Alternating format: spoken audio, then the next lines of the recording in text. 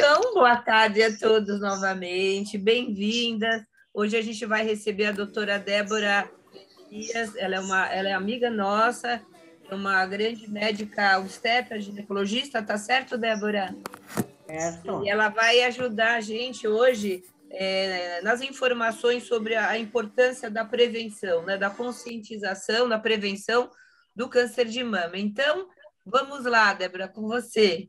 Vamos lá, gente. Boa tarde a todas, tá? É um prazer muito grande estar aqui e contente para poder conversar com vocês a respeito desse tema que é extremamente importante para todas nós, né? Agradeço o convite da Berta, o apoio tecnológico da Silvia, tá?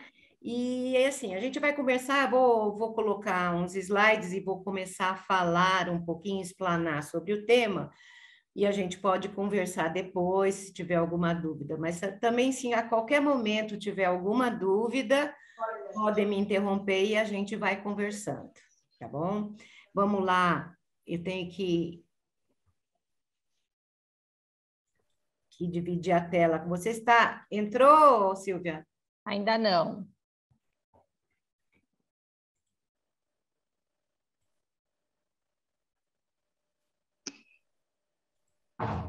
Entrou? Você colocou? Não entrou. Você colocou lá no share screen? Coloquei. Não entrou. Deixa eu ver se você tá. Você tá como co-host. Agora sim, agora entrou. Entrou? Tá entrando, aham. Tá. Sim. Deixa Entrou. eu ir aqui para ficar. Tá. Então, a gente vai conversar, né? Um pouquinho sobre a importância da detecção precoce do câncer de mama. Eu sou, como a Berta já me apresentou, eu sou a Débora Steinmetz Elias, sou ginecologista obstetra, né? E vou conversar um pouquinho com vocês, né, sobre a detecção precoce do câncer de mama. E eu acho interessante a gente começar falando também o que significa Outubro Rosa, o porquê de Outubro Rosa, né?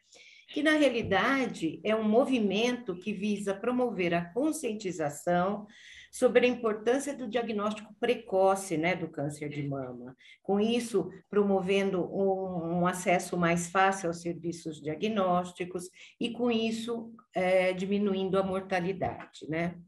Então, o Outubro Rosa, então, nada mais é do que esse movimento, e ele surgiu de uma promessa feita pela Nancy Brinker, que era irmã de uma mulher que, nos anos 80, Susan G. Coney, teve um câncer de mama e faleceu pelo câncer de mama.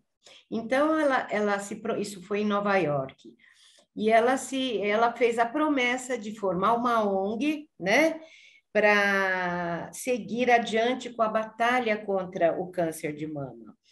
E essa ONG se chama Susan G. Coney, é o nome da irmã, For the Cure, né? E assim, isso cresceu muito, hoje é conhecido mundialmente, essa ONG, ela atua em mais de 60 países e cujo símbolo é o laço rosa. Então, essa é a história do surgimento do Outubro Rosa. E, assim, auxilia em todos esses países nas pesquisas, na divulgação da saúde comunitária e de programas especiais de detecção do câncer de mama, né? E que a importância dessa detecção e essas ações preventivas é justamente para detectar o câncer antes que ele seja muito invasivo, que ainda, quando ele ainda está restrito à mama, para ser passível de cura. Então, a gente sabe que o câncer de mama, ele é o mais frequente na mulher brasileira e no mundo todo, para falar a verdade. E como é que surge o câncer de mama? Uma célula normal da mama, ela sofre algum dano, alguma alteração, e ocorre uma alteração no seu DNA, e ela começa a se multiplicar, progredindo em acúmulo de células anormais, e elas se multiplicam sem controle. E aí vai formar esse tumor, que é o tumor maligno, né? E a detecção precoce, ela está diretamente relacionada ao sucesso do tratamento. Porque quando você faz a detecção precoce, você faz cirurgias menos mutiladoras, né? Você tem um prognóstico em relação a uma sobrevida muito maior. E também você consegue fazer o diagnóstico antes de ter sintomas. Outra coisa importante também na prevenção do câncer de mama, não só fazer esses exames frequentes, que depois eu vou até dizer qual a frequência, o autoexame da mama e saber exatamente dos fatores de risco, como a história familiar, se há a presença de mutações genéticas, tudo isso vai me levar a fazer uma investigação mais precoce. E a gente complementa também, além do autoexame, com o histórico todo, com exames de ultrassom, de ressonância magnética e de mamografia. Então, como é feita a mamografia, né? A mamografia é aquele negócio que todo mundo fala, ai, meu Deus, dói demais, não gosto de fazer. Mas é um exame extremamente importante. E eu ainda vou falar mais uma coisa para vocês. Quando você vai fazer um exame, uma mamografia, fala assim, nossa, adorei aquele lugar, não doeu nada, foi muito bom. Não foi bem feito, tá? Infelizmente, a boa mamografia é aquela que aperta bem a mama e que realmente dói naquele segundinho na hora que se faz a irradiação para fazer o exame. Por quê? A compressão, esse aperto que se faz na mama é justamente para as glândulas se espalharem e a gente poder ter uma visualização melhor, né, da glândula mamária. Aí vem o resultado, né? Todo mundo já viu o seu resultado de mamografia, né? Tem aquela classificação lá, BIRADS, né? O que significa isso? Nada mais é do que uma convenção para se dar a conduta frente a um exame. Então, por exemplo, se eu tenho uma classificação 0, ele para mim é inconclusivo. Ele não quer dizer que tem alguma suspeita, então eu não consegui ver direito, então eu preciso de uma avaliação inicial. Isso não me dá nenhuma classificação de risco. Então, se é uma mamografia com BIRAD 0, eu vou fazer um ultrassom ou uma ressonância para complementar. Quando eu tenho uma mamografia normal, ela é classificada como classe 1, tá? Então, eu tenho padrão das mamas normais, e eu vou fazer esse segmento de rotina e o meu risco é 0. Na classificação classe 2, já é um pouquinho, a mama é um pouquinho mais densa, mas também são achados benignos, eu não tenho nenhuma imagem suspeita e também o risco é 0. Na classificação 3, como eu falo aqui, é provavelmente benigno, mas eu tenho que fazer um segmento mais curto, num intervalo de tempo mais curto, porque eu posso ter alguma coisa que está se desenvolvendo, mas mesmo assim é um risco baixo, é um risco de 2%. Agora, a partir da classificação 4, aí já é suspeito, então aí eu tenho que fazer uma biópsia, para poder dizer se realmente aquela imagem que eu estou vendo é um câncer inicial, né?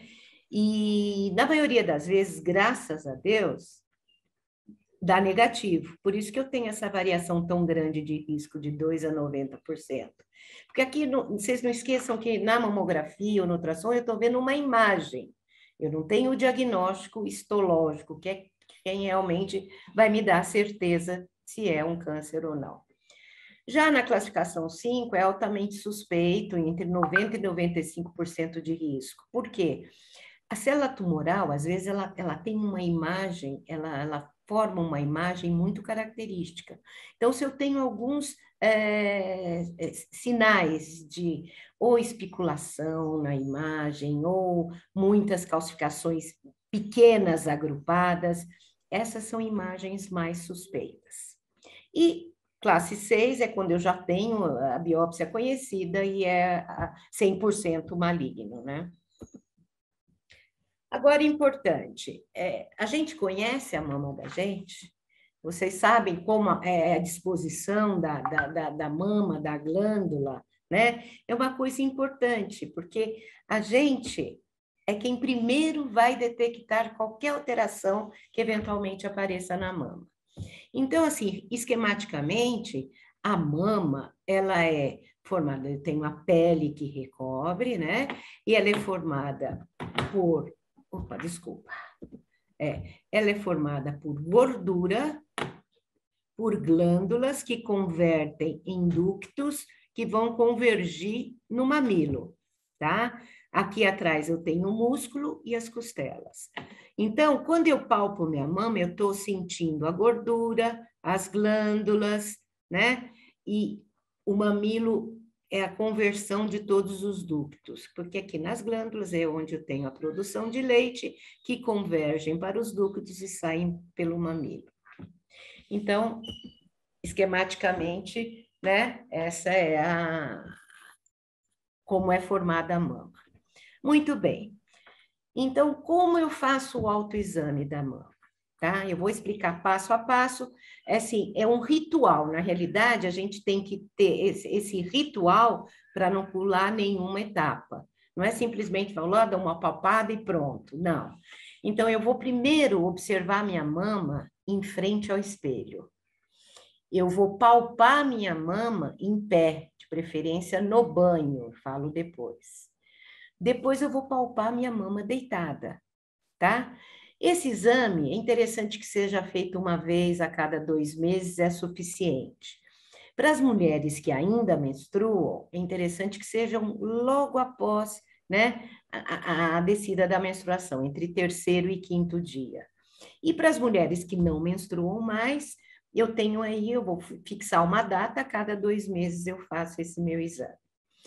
E qual é a finalidade do autoexame? A gente estar atenta a possíveis alterações que possam surgir na mama. Como eu falei, a gente vai ser a primeira pessoa a detectar qualquer alteração. Então, vamos lá. Eu em pé, em frente ao espelho, tá? Eu primeiro vou observar minha mama com os braços caídos.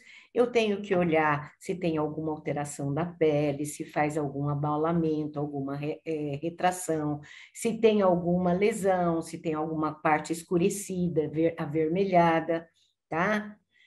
Depois, eu vou levantar os braços e colocá-los atrás da cabeça.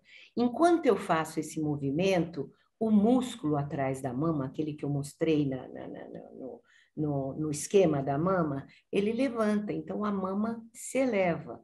Nesse movimento, eu tenho que perceber se aparece alguma alteração, se faz algum abaulamento, se faz alguma retração, né? Se aparece alguma lesão, se eu noto melhor alguma parte mais avermelhada ou descamando, tá? E em terceiro, eu vou colocar as mãos na cintura e fazer uma pressão na cintura para novamente mobilizar o músculo atrás das mamas.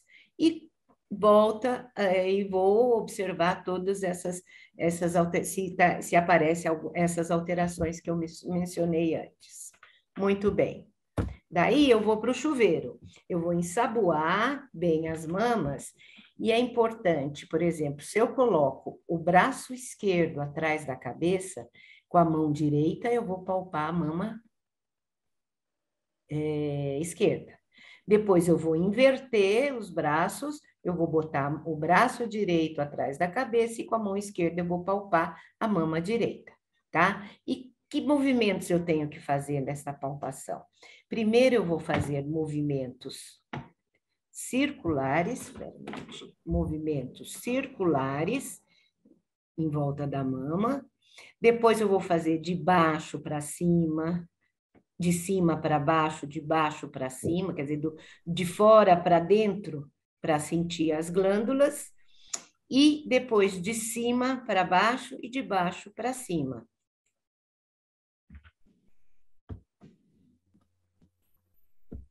Desculpa.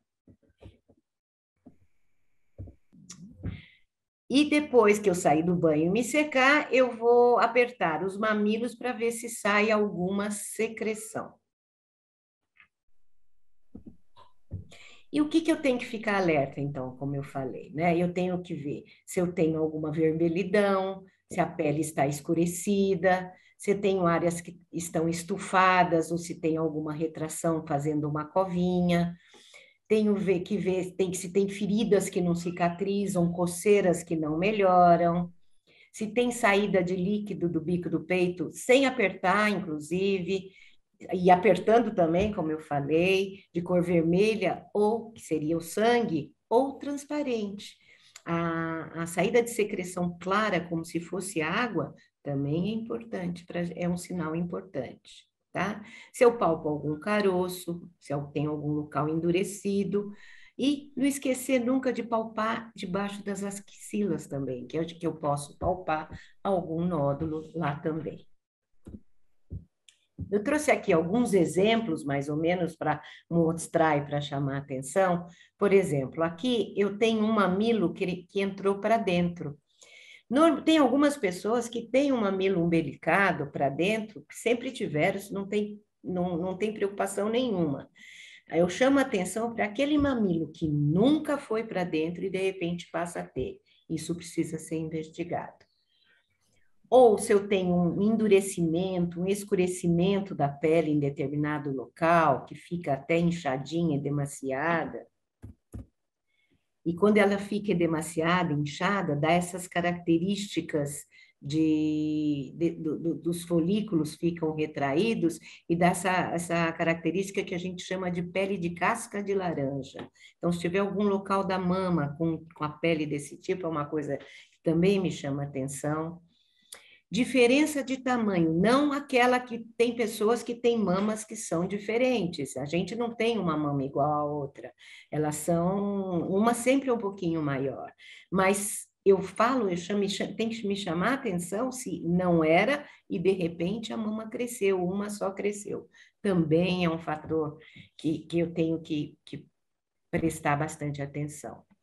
Ou se eu tenho aqui uma retração, né, que a gente chama de uma covinha, como se a pele entrasse para dentro, tivesse uma cicatriz, isso também é um sinal que me chama a atenção, que eu tenho que procurar saber o que está acontecendo. Aqui é a saída de sangue no mamilo, como que às vezes se apresenta, tá? Ou então do líquido clarinho, como se fosse água. E aí a gente vai conversar. Agora, é importante a gente conversar dos fatores de risco, porque na realidade o câncer de mama não tem um fator único, né? É um conjunto de fatores, e quanto mais fatores de risco eu tenho, maior o meu risco, tá? Então a gente sabe que a idade é um fator de risco, né? Tanto é que a gente só começa a fazer a mamografia irradiando a mama a partir dos 40 anos, tá? Então, em torno de quanto mais idade eu tenho mais tempo de exposição aos fatores, né? Eu tenho a possibilidade de alterações das células. Então, a idade é um fator de risco. Eu tenho fatores endócrinos e reprodutivos, aquela menina que menstrua muito cedo, ou a mulher que entra na menopausa muito tardia, depois dos 55 anos. Então, eu vou ter um tempo de exposição hormonal naquela mama muito maior. Esse acaba sendo um fator de risco também.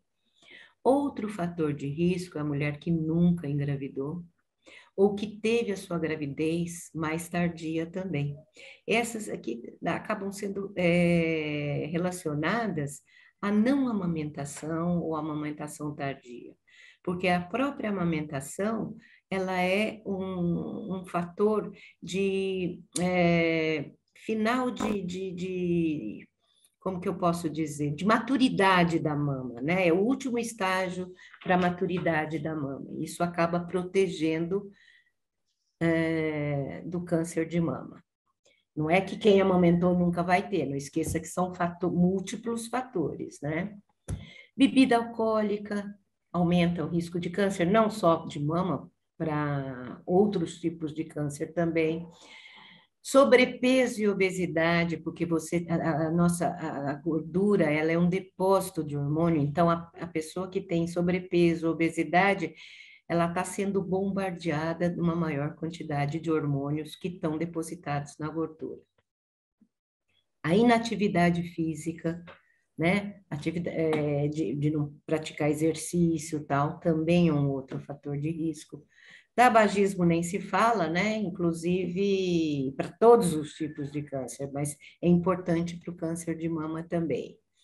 Exposição a determinadas substâncias, então, dependendo da profissão da pessoa, os cabeleireiros que trabalham com formol, ou enfermeiros que trabalham com substâncias de quimioterapia ou radioterapia.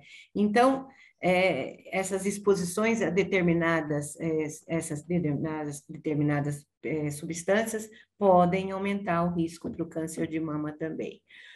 E não poderia deixar de falar dos fatores genéticos, que são as mutações genéticas, né? Que a gente sabe da importância disso com relação ao câncer de mama. E a gente que tem ascendência judaica askenazi, nós temos uma prevalência mais alta de mutações genéticas. Isso é racial. Então, a gente tem uma frequência maior das mutações daqueles genes do BRCA que podem levar ao câncer de mama. Então, o que eu posso fazer para diminuir os meus riscos? Lógico, tem fatores que eu não vou poder mudar, não vou poder mudar a idade, número de filhos, não é?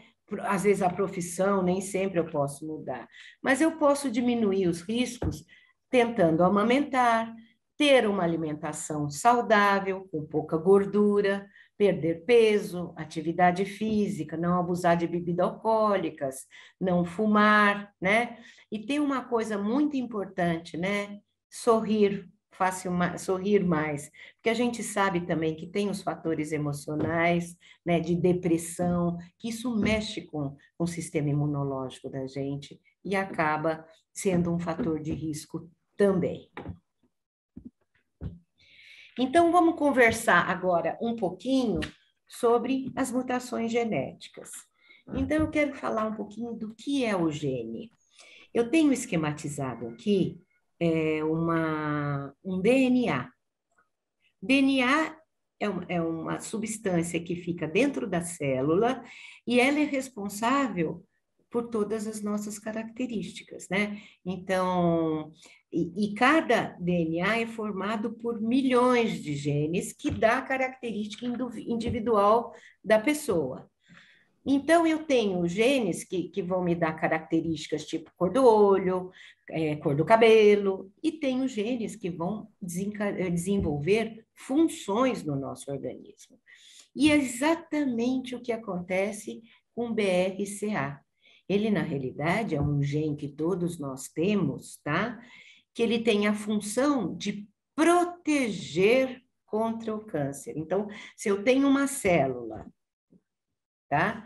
Se eu tenho uma célula que desenvolve alteração, ela vai se tornar uma célula cancerosa, esse gene, ele produz uma proteína que vai reparar o DNA dessa célula tumoral, impedir que isso se transforme no câncer. Tá? Isso eu preciso estar com o meu sistema imunológico bem, tá? E bem com atividade física, com todos aqueles fatores que eu coloquei para nos proteger, diminuir os fatores de risco, né? Agora, quando esse gene sofre uma mutação genética, eles vão deixar de realizar essa função. Por isso que a gente fala assim, eu vou fazer o estudo da mutação do BRCA. Porque BRCA, esse gene, todo mundo tem. Quando ele sofre uma mutação, ele deixa de fazer essa função. As pessoas, elas herdam essas mutações. Então, quando eu tenho uma pessoa jovem, que teve um câncer de mama ou de ovário, e se eu fizer o estudo desse gene, eu posso, e se existir essa mutação, eu tenho que fazer nos descendentes, porque essas mutações são passadas para as gerações seguintes. Na população em geral, eu tenho uma para cada 400 pessoas com essa mutação. é 0,25% da população tem a mutação. E quem tem a mutação, entre 55% e 60% das mulheres, elas vão desenvolver câncer de mama antes dos 70 anos. Então, é uma incidência bastante alta do BRCA1. O BRCA2, que são os dois tipos de genes, né? 45% das mulheres com a mutação do BRCA2 também vão desenvolver câncer de mama antes dos 75 anos. Se eu pego as mulheres que não têm essa mutação, sem essa mutação, 7% vão desenvolver câncer antes dos 70 anos. Então, eu não preciso ter mutação para ter câncer. Porque lembra que eu falei? Não é um único fator que leva ao câncer de mama. É um conjunto de fatores. E nem todas as mulheres que têm alteração, têm a mutação do BRCA, vão ter câncer de mama. Mas são pacientes que têm que ficar sendo avaliadas com mais frequência, né? Portanto, assim eu falo, é muito importante quanto cuidar da sua família, é cuidar de você, né? E caso encontre algo diferente nas suas mamas, não se desespere, não fique parada, o medo pode impedi-la de procurar ajuda. Sempre procure o seu médico. Cuide-se e obrigada. Muito bom, doutora Débora. Nossa, quanta informação importante, né? Não é? Muito bom. Deixa eu aproveitar, Silvia, vou fazer uma perguntinha aqui para começar. Pode. Débora, Vai lá. Você comentou que a partir dos 40 anos é interessante as mulheres começarem a buscar fazer o exame, a fazer a mamografia, né? Agora, de fato a partir dos 65 que não teria tanta necessidade ou nada a ver? A gente tem ouvido isso, rumores que... Tem ouvido e eu vou te explicar por quê. Em termos assim, você tem um risco maior do câncer de mama dos 50 aos 65 anos. É como se fosse aquela curva de Gauss, né? Antes você pode ter, eu tenho um paciente com 28 anos que apareceu com câncer de mama. E eu vou ter pacientes com 80, 90 anos que aparecem com câncer de mama. Mas a maior incidência é dos 50 aos 65 anos, tá? A Organização Mundial de Saúde fala que a partir dos 65, 70 anos não teria mais necessidade de fazer a mamografia, né? Por quê? Porque a incidência é menor. Então, esses são dados de saúde pública, de gastos, de despesa com saúde, tá? Mas eu acho muito perigoso. Não precisa, teoricamente, talvez você não precise fazer anualmente, mas a cada 2, 3 anos eu acho interessante não deixar de examinar a mama, não deixar de ir no seu médico, tá? Mas não fazer mais a mamografia eu acho difícil. E se a paciente tem vários fatores de risco, mais ainda, né? Até antes, se é uma paciente que tem familiar com mutação genética, eu vou começar os exames para ela aos 30 anos. Eu já posso fazer uma mamografia, inclusive, ou então ultrassom ou ressonância. São pacientes que têm que ficar sendo avaliadas mais de perto, né? Mas isso eles falam que para a população em geral, a partir dos 65, 70 anos, não... E assim, os planos de saúde, eles aproveitam, né? E tem plano de saúde que não autoriza a mamografia na paciente mais velha, a partir dos 70 anos. Você tem que justificar quando você pede o exame. Alguma dúvida mais? Alguém quer perguntar alguma coisa? Fala, Nina. Abre o seu microfone, Nina. Oi. Tudo bom, Débora? Excelente sua palestra, foi muito bom. Deixa eu te Obrigada. perguntar uma coisa. Assim, se tem alguma bolinha, alguma coisinha, ele pode ser dolorido ou não? Pode ter assim, como se fossem agulhinhas internas? Olha, não. É muito difícil que dor seja um sinal importante, tanto que eu nem comentei a respeito, né? Não necessariamente a dor está ligada ao câncer, mas você tem uma bolinha, você pode ter um cisto sebáceos que te inflama e dói, e na realidade não tem nada a ver com câncer. Eu sempre gosto de falar assim, normalmente no início o câncer não dói, por isso que ele é tão silencioso. Ele não é uma coisa que chama atenção. Mas tem gente que às vezes você tem nódulos até benignos, que não tem nada a ver com câncer, e às vezes a cápsula retrai, repuxa, pode dar uma sensação de dor, sim. Mas não é um sinal de câncer.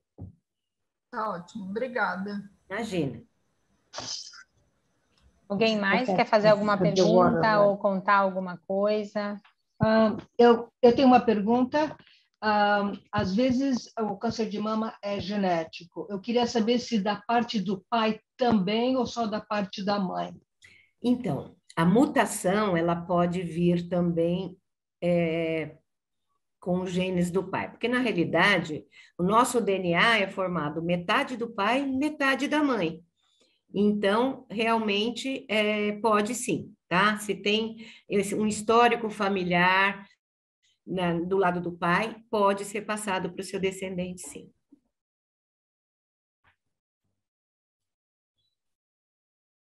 Alguém mais?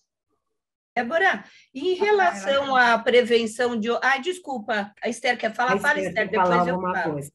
Pode perguntar, Esther. Então, doutora, você falou que a mulher asquenazí tem mais propensão a pegar câncer, foi isso que você falou? Por quê? É uma coisa racial.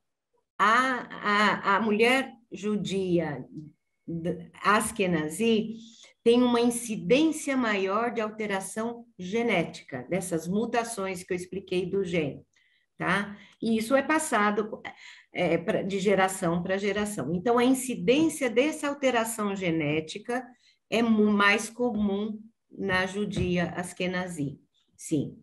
Então, ela tem uma chance maior de ter câncer de mama.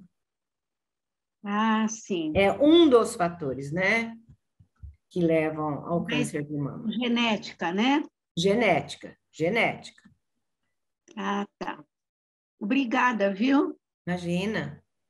Débora, a prevenção de câncer de ovário e útero, existe alguma ligação, por exemplo, aparecendo algo nessa parte ginecológica, necessariamente pode estar ligado às mamas também?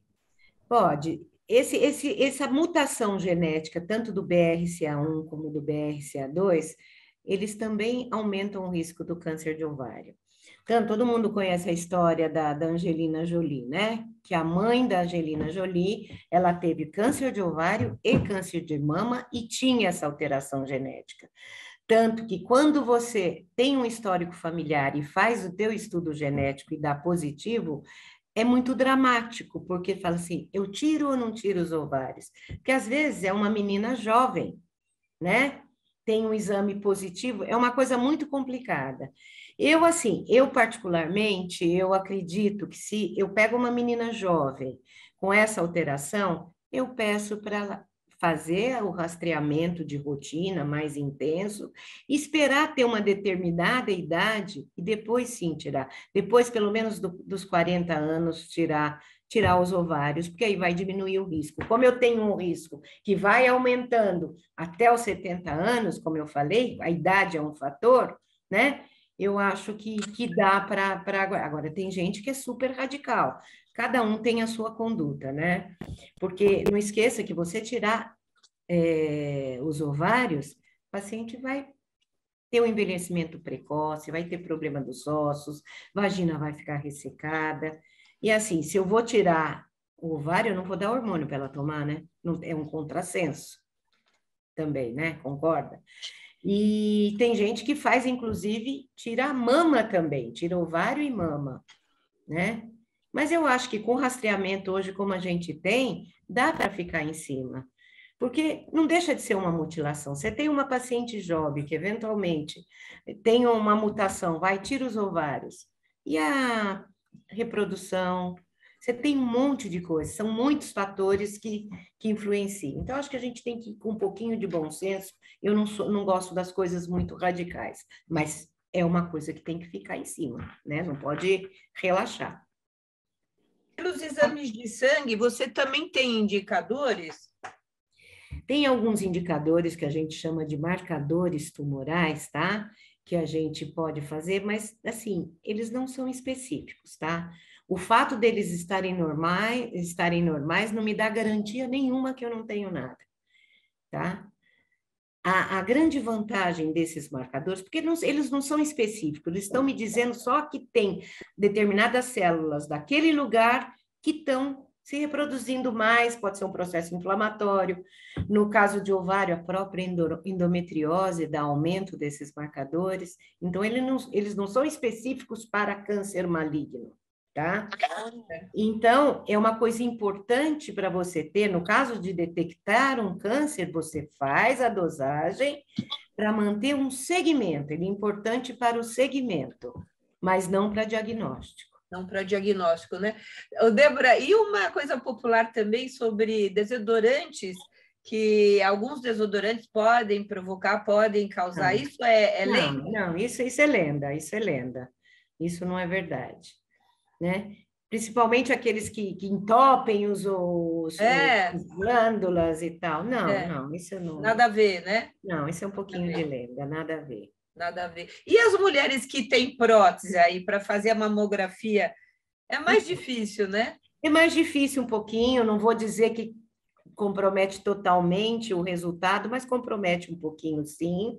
E é feito de uma maneira diferente, porque eu tenho que deslocar a prótese para poder avaliar a glândula mamária, né? Então, vai ser mais incômodo um pouquinho o exame, mas dá para ser feito. E vai estourar a prótese. Não estoura a prótese, não. Dá para fazer. Tem uma técnica especial para quem tem prótese, que hoje é tão comum, né? Se bem que agora tá ficando na moda tirar a prótese, está todo mundo falando de tirar a prótese. Eu ia falar isso, mas isso surgiu porque parece que existe, tem até um nome, né? Síndrome de Ásia? Não. Porque elas encapsulam, formam aderências, tem dor, né? Porque ficou muito popularizado e a coisa tomou uma proporção e aparece mesmo, né? Mas agora está na moda de tirar, agora voltou a ser peito pequeno. Pronto, já não estou mais na moda. Ai, não estou mais na moda. Eu tenho ouvido falar bastante nisso. Posso fazer acho que é mais modismo mesmo, sabe? Porque tem gente que tem prótese de mama há anos e está muito bem, obrigada. Acho que depende de como colocou, que prótese colocou, né? E também do momento de vida também, né? De vida, acho que tudo isso. Porque teve uma febre, aí você via as meninas de 16, 18 anos colocando prótese. Não tinha nem a mama desenvolvida adequadamente ainda e já estava colocando prótese, né? Fala, dona Feni. Eu queria saber... como é que fica o caso? No meu caso, por exemplo, as minhas filhas são produto de Askenazi com Sefaradi. Existe uma probabilidade de saber se tem mais risco? Porque... Então, eu entendi a sua dúvida. Não é nem toda a paciente que é Askenazi tem esse risco. Sim, tem uma proporção maior. Se tiver um histórico familiar, por exemplo, de alguém que teve um câncer de mama mais antecedente, às vezes é interessante fazer nesta pessoa que teve, né, o câncer, para saber se ela tem alteração genética. Se ela tiver, aí é interessante fazer nas filhas, entendeu? Mas no caso que as pessoas, vamos dizer, as descendentes não estão mais vivas. Eu sei que as minhas filhas são produto de Askenazi com Sefaradi. Então, o caso é ficarem atentas, é isso? Sempre fazer o exame de mama, autoexame, fazer os exames anualmente, né? E se tiverem, porque se não tem histórico familiar, se não estão mais presentes, mas não tiveram história familiar de ter um câncer de mama, não tem por que fazer esse exame. Antigamente esse exame era carésimo, porque os planos não cobrem, caiu muito o custo, agora está até bastante factível.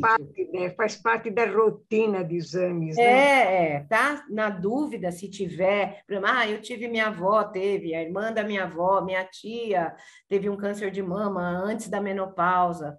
de repente vale a pena fazer o estudo genético sim nos descendentes. Mas se não tiver história, Não tem. isso. E os homens, Débora? Os homens podem ter nódulos também no peito? Podem ter câncer de mama também. O homem Também? também. Ele tem glândula mamária também, né? Lógico, numa incidência menor, mas também pode ter sim. Vale para os homens também, então, o autoexame? O autoexame, com certeza, porque a mama dele é mais fácil para palpar, né? A gente tem muita gordura junto e às vezes fica difícil de você, né? Mas o homem, a glândula do homem é mais fácil para examinar. Entendi. E como é uma coisa não frequente, é mais raro, né? Não há necessidade de fazer o homem ficar fazendo mamografia. Eles nem aguentariam, para falar a verdade. Eu queria saber a tua opinião, a partir de que idade você acha que as mulheres devem começar a fazer mamografia? Porque as jovens com 40 acham que não precisa fazer, né? A partir dos 40 anos precisa fazer sim, tá? Isso é da Organização Mundial de Saúde, é a recomendação. A partir dos 40 anos se faz mamografia anual, tá?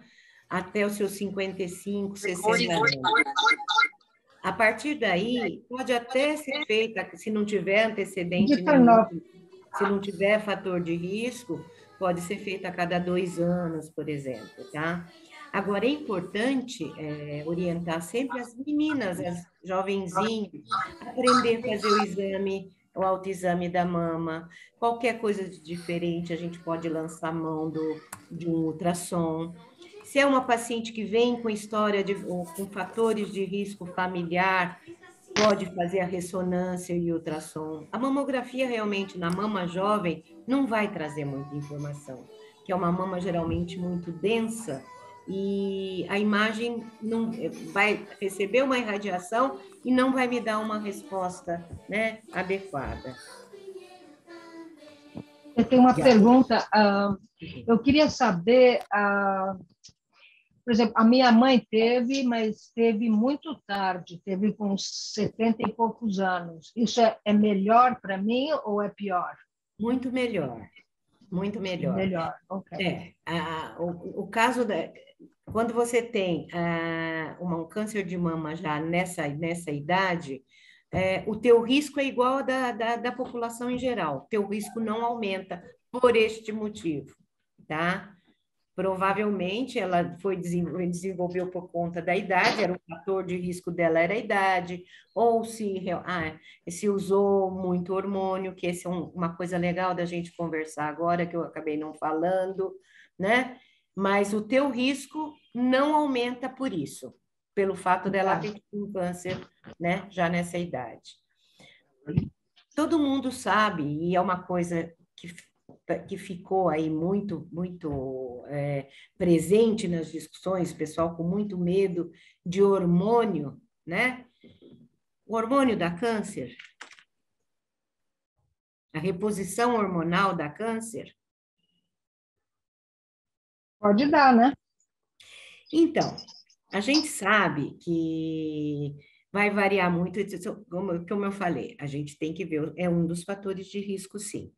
Principalmente depois de um uso maior que 5 anos, se a paciente tem útero. Se a paciente não tem útero, que ela pode usar só um tipo de hormônio, que é o estrogênio, o risco dela não é tão grande assim, eu posso usar até por mais tempo, tá? Mas não é que, de repente, ela não tem risco e depois de 5 anos passa a ter. É um risco que aumenta muito pouco. Então, a gente tem que muito sempre pesar risco e benefício do que a paciente está tomando. Mas se sabe que após 5 anos de uso, esse risco aumenta um pouquinho. E vai depender mais do tipo do composto que ela usa, o tipo da progesterona que a gente é obrigado a dar em pacientes que têm útero. Então, hoje, a gente tem compostos bastante mais novos, que o risco acaba sendo um pouquinho maior. Aquele estudo que, quando saiu, que hormônio dá câncer, foi um estudo que fez com mulheres acima de 63 anos iniciaram a ação hormonal com um tipo de hormônio só, que era o antigo Premarin, com a Provera que se usava, né? Então, isso realmente a gente, no trabalho mostrou. Mas também eram pacientes que não fizeram uma avaliação inicial, já tinham uma idade mais avançada, tinham outros fatores de risco, foi pego uma população em geral, né? Então, a gente sabe que hoje a gente tem que avaliar muito bem. E o tratamento hormonal, ele é uma coisa que ele é individualizado, não tem receita de bolo que é igual para todo mundo. Tá? Você tem que individualizar cada caso para saber quem pode, quem deve. Eu sempre falo que o hormônio é ótimo, maravilhoso, que é bom para quem precisa e pode tomar, né? Débora, você gosta do tratamento à base da soja também? Ou isso é uma coisa que já ultrapassaram para a mulher após a menopausa? Berta, não é que seja ultrapassado. Eu acho que, sabe aquela expressão, eu vou falar uma expressão bem, não cheira e não fede. Não tá? tem nada comprovado, né? Não, tem até, você pode ter alguma melhora. Eu não sei se o efeito é mais placebo, né? O efeito placebo é aquele de uma medicação que você toma, um remédio que você toma, e você se sugestiona que ele vai melhorar, né? Eu gosto muito do fitoterápico para fazer um acompanhamento depois, porque a paciente que entra na menopausa e que tem sintoma, você não segura com fitoterápico. Se ela pode tomar hormônio, ela se beneficia muito, tá?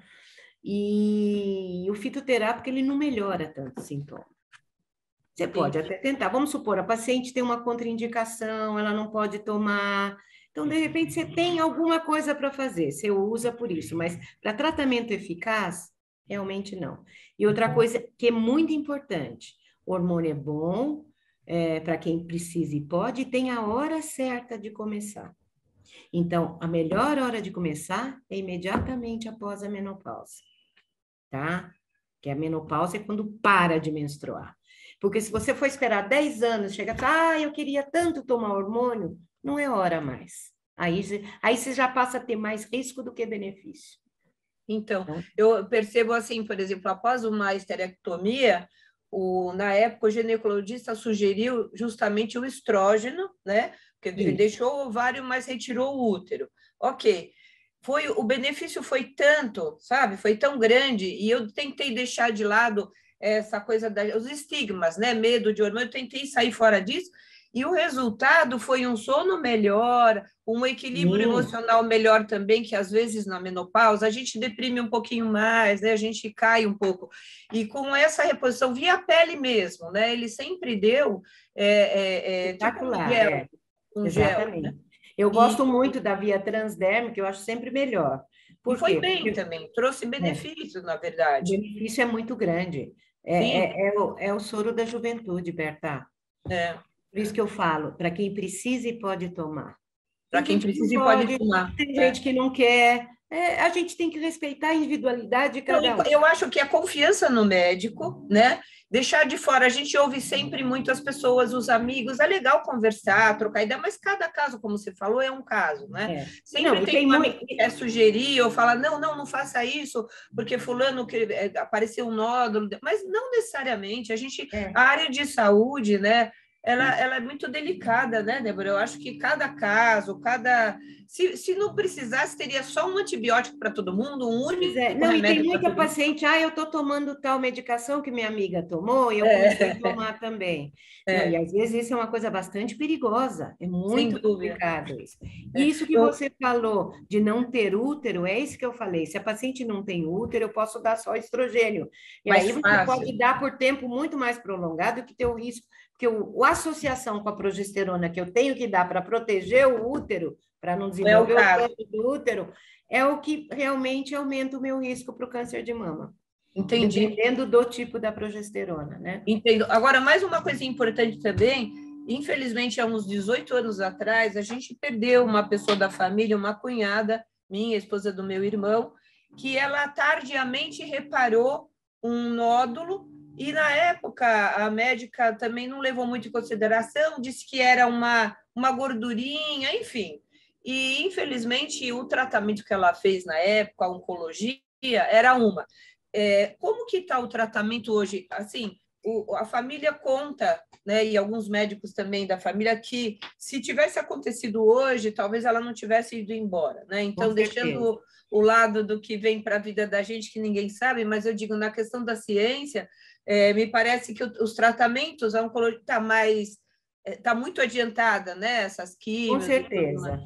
E eu acho que mais do que isso, Berta, eu acho que assim, o fato de todo mundo estar falando mais, indo mais, procurando mais, a detecção precoce está sendo feita.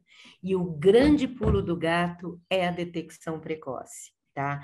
Antigamente, você lembra, antigamente se fazia aquelas mastectomias radicais, que era uma mutilação horrorosa, né? Quimioterapia para todo mundo, porque o diagnóstico era tardio, a paciente ia procurar um médico, ele estava com um tumor enorme já, né? Aí não tinha jeito, esvaziava a axila.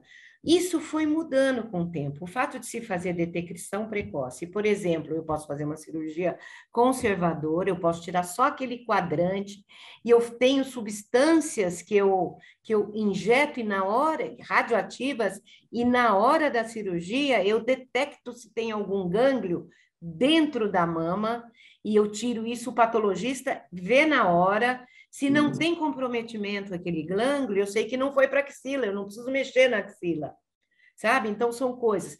A radioterapia só local, ela faz parte do protocolo da cirurgia conservadora, não é porque fez radioterapia que está avançado, não, ela faz parte do protocolo para destruir qualquer célula que eventualmente tenha ficado no local.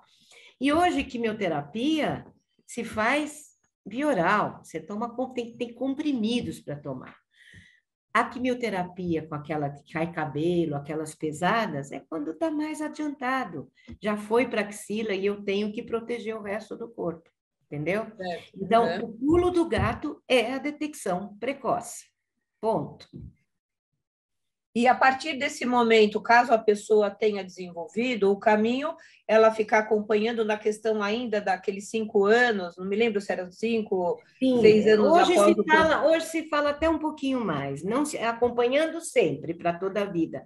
Mas, por exemplo, a medicação via oral que antigamente se dava, falavam, vamos dar 5 anos, 5 anos, os mastologistas, os oncos estão esticando um pouquinho mais, porque realmente protege. Né? Principalmente tem aqueles cânceres que são multifocais, às vezes apareceu aqui, depois aparece na outra mama. Então, é importante que você esteja tomando esse anti-hormônio, porque é um anti-hormônio, né? Que você toma por boca. E isso vai te proteger, né? Por um tempo maior. E outra coisa também que mudou muito e que realmente hoje tá muito legal são os métodos diagnósticos, a qualidade da mamografia, a qualidade do ultrassom, né? A ressonância, são coisas que te detectam, assim, coisas mínimas. Tanto é que a gente faz até punção mais do que necessário, porque se tem uma imagem, eu falei, porque quando você faz um exame, você tem uma imagem, você não tem uma certeza, né? Se você não fizer a biópsia e mandar estudar e ver que tipo de célula não dá para dizer que se é ou não. Então, quando eu vejo uma imagem, opa, isso aqui pode ser, eu vou lá e funciono. Então, a gente faz muita punção e não são todos os casos. A maioria, graças a Deus, dá negativo. Mas isso é porque o método diagnóstico está muito apurado, então qualquer alteração já te mostra, né? E te faz fazer a parte preventiva. Quando você diz que no Brasil a incidência do câncer de mama é alto, no mundo todo, mas, por exemplo... Não, no mundo todo, Ah, tá. Eu pensei que a gente tivesse algo relacionado ao clima. Não. O câncer de mama é um dos cânceres mais comuns no mundo inteiro, né? Tem a maior frequência. Como do homem a próstata. Porque o tecido da próstata, ele é muito similar e responde ao hormônio tanto quanto a mama. Entendeu? Ó, eu queria dar uma parte. Leia, Joyce, bem-vinda, querida. Tudo bom, e você? Muito bom ver você aqui. A Mirla me avisou agora, eu entrei. Então, o que eu queria falar, eu tive câncer faz 28 anos, de mama. E na época, eu sempre me cuidei, fazia mamografia, né? Tudo. como se deve. Eu tinha feito uma mamografia em outubro, e quando foi em fevereiro, eu vi o nódulo, que eu sempre fazia aquele exame de levanta o braço, tal, mas nunca aparecia. Eu voltei do carnaval e tinha uma bola de gude lá. Quando eu fui no médico, aí ele fez punção e deu resultado indeterminado, né? Foi só na hora da cirurgia que deu, né? Ele fez mastectomia total do seio direito. E até hoje, quando eu faço a mamografia, eu sempre peço, e o médico escreve, para pegar a lateral, porque esse meu câncer foi lateral, a mamografia que eu fiz em outubro, que eu fiz anteriormente, não pegava aquele pedaço. Então, não sei, hoje em dia está melhor, doutora? Não sei como é que é. Isso é uma coisa que é uma preocupação da gente também, é onde fazer, com quem fazer, quem vai avaliar. Isso é uma coisa que foge, né, da mão. Por isso que eu falo que é importante examinar a mama. Não sei se você teria notado esse nódulo antes, ou notou, sabe? Porque tem uns tumores também que, de repente, crescem, que a gente chama de tumor, fui de uma hora, olha... Tumor intervalar, que entre uma avaliação e outra, eles aparecem. Isso pode acontecer, pode acontecer. Mas se você faz a mamografia num lugar bom, em que tem uma técnica boa, e o radiologista que vai olhar é bom... Lógico que é muito melhor. Pode acontecer que, de repente, estou falando de o nódulo não tenha sido visto. Atrás. Por isso que eu gosto muito de complementar a mamografia sempre com ultrassom. Não. Aí, quando apareceu, ele mandou fazer ultrassom no médico. Porque quem faz o ultrassom é um médico e ele roda toda a mama. Olha, o ultrassom de mama é um dos ultrassons mais difíceis de serem feitos. Porque você imagina, é tudo igual, um monte de glândula com um monte de gordura, ele tem que ir detalhando e ter um ritual para fazer cada pedacinho para não comer bola, né? Para não deixar de ver. Mas é um exame que complementa muito, principalmente se for cisto, né? Se tiver alguma outra irregularidade, que às vezes, se o tumor é da mesma consistência da glândula normal, a mamografia não vê. Um exame sempre complementa o outro. Por outro lado, se eu tenho aquele câncer inicial, que são microclassificações agrupadas, o ultrassom não vê, a mamografia vai ver. Por isso que não dá para fazer um e não fazer outro. Eu sempre gosto de um complementar o outro. Eu acho que agora, né, o protocolo pede isso, mas na minha não época era a gente vai aprendendo, infelizmente, né? A gente vai aprendendo com os erros, com o tempo, né? Hoje a minha cabeça está muito melhor do que quando eu tinha 20 anos. Eu falei eu queria ter o corpinho de 20 anos, mas a cabeça de hoje. Nossa memória está muito boa também, a minha está ótima. Depois do da Supera que a Silvia me botou lá, até que está melhorando, mas outras coisas não. Mas é muito bom, é muito bom. Sobre alimentação, Débora, tem algo que a gente pudesse, assim, a nossa geração, por exemplo, a turma toda que está assistindo aqui, nós somos jovens há muito tempo, eu sempre falo isso, por isso que a gente está nessa fase. Então, em termos de recomendações, por exemplo, claro que é legal praticar alguma atividade física, né? Mas existem alimentos que a gente deve evitar? Por exemplo, é lenda também a coisa do leite, que a gente devia sair fora um pouco do leite? Não, eu acho que o leite é importante para quem tem a sua intolerância, né? Fora isso, não. Se bem que todo mundo tem uma coisa engraçada que se fala assim, que o leite de vaca é bom para o bezerro, né? É verdade. Depois de uma certa idade... me parece que... Mas não, isso não. Eu acho assim, a gente tem que ter uma alimentação saudável, frutas, legumes, evitar gordura, né? Para evitar, inclusive, o ganho de peso.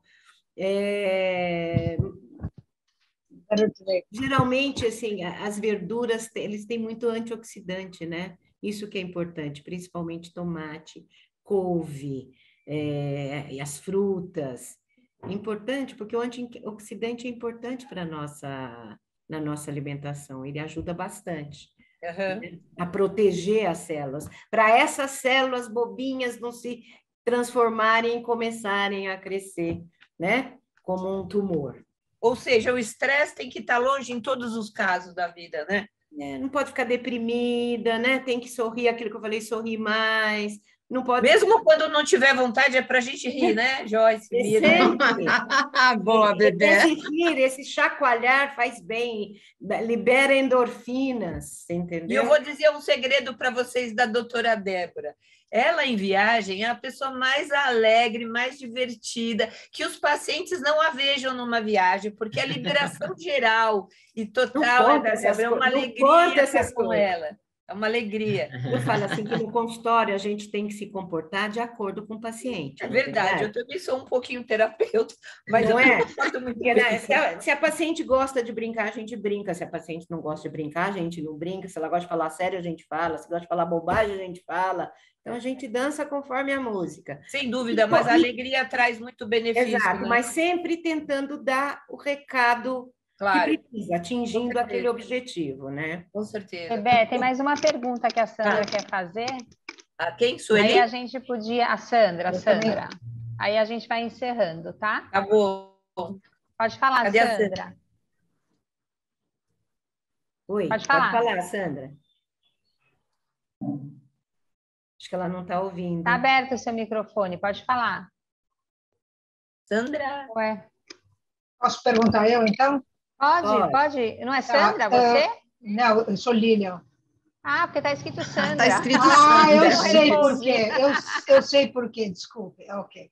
É uma brincadeira com uma amiga e ficou aí. Ok. A pergunta é, em que caso que se deve fazer a ressonância? Eu moro aqui no Canadá e aqui é difícil fazer até a mamografia após os 69, tem que pedir pelo amor de Deus. A ressonância, então, quando se deve fazer? Eu estava achando estranho, Lilian, porque você é minha coleguinha, você foi minha coleguinha. Sim, do Sérgio. Justificando, do Sérgio, né? Eu falei, Sandra, falei, nossa, ela parece tanto com a Lilian.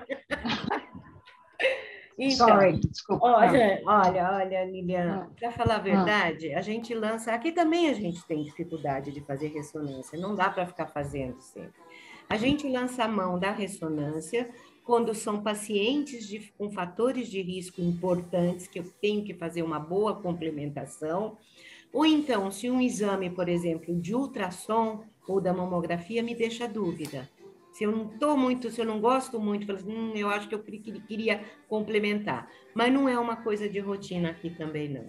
E não é uma coisa estritamente necessária, a não ser que eu tenha alguma dúvida que eu precise dirimir. Ok, obrigada. Muito bom, né, Silvinha?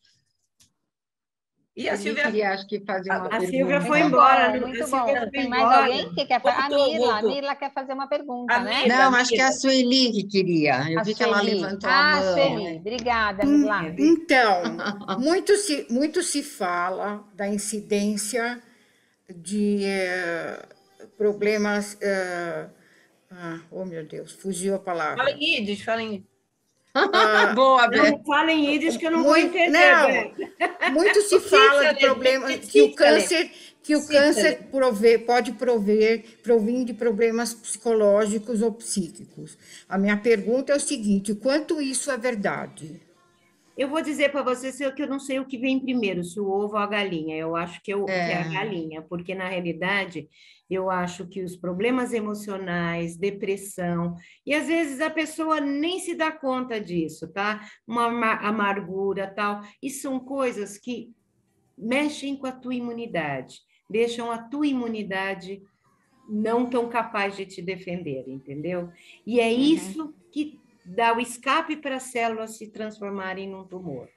Então, não é na realidade. E é lógico, se eventualmente, se eu tenho já essa característica de ter um pouquinho mais de depressão, de ter uma parte emocional mais comprometida, se eu tiver um câncer, é aí que eu afundo mesmo, né? Então, é importante, se estiver se sentindo. Do mesmo jeito que se você tiver uma lesão na pele, você vai no dermatologista, ou tiver qualquer outra coisa, dor de estômago, vai no gastro. Se você tiver um comprometimento emocional e não estiver conseguindo sair disso, você tem que procurar ajuda também. Porque é muito importante que você, né, melhore esse astral. Melhora. Obrigada. Maravilha.